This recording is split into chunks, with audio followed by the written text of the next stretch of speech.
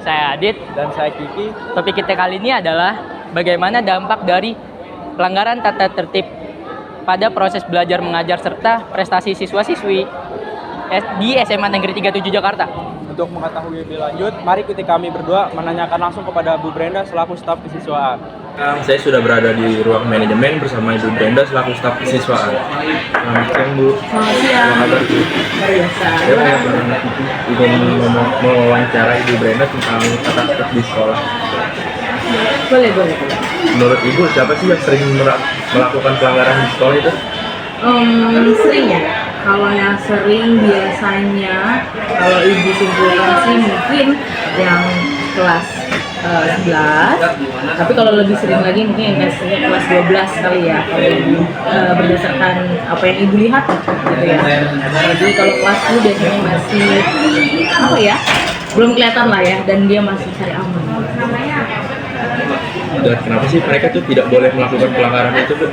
Oke, kenapa tidak boleh sebenarnya itu karena satu ya, kita punya tata tertib yang mana menjadi pedoman kita selama bertingkah laku di SMA Negeri Jakarta. Nah, kemudian yang kedua ini sebenarnya tata tertib bukan mengekang sifatnya, tapi sebenarnya lebih kepada tadi yang sudah disebutkan pedoman ya. Dan juga tata tertib ini sebenarnya punya kebaikan. Kenapa tidak boleh dilanggar? Artinya kalau melanggar tata tertib berarti juga melakukan hal yang bertentangan dengan kebaikan, yaitu bisa menjadi hal-hal buruk. Gitu. Dampaknya juga pasti negatif. Jadi sebenarnya ya kenapa tidak boleh dilakukan? Karena nanti dampaknya akan negatif ke dirinya, juga bisa ke teman-temannya atau warga sekolah atau masyarakat di luar sekolah, sekitar sekolah. Bagaimana solusi Ibu agar siswa itu tidak melakukan pelanggaran tersebut?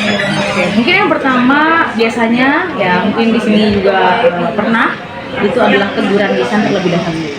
Setelah teguran lisan mungkin terus ada yang namanya follow up itu kepada siswa terkait.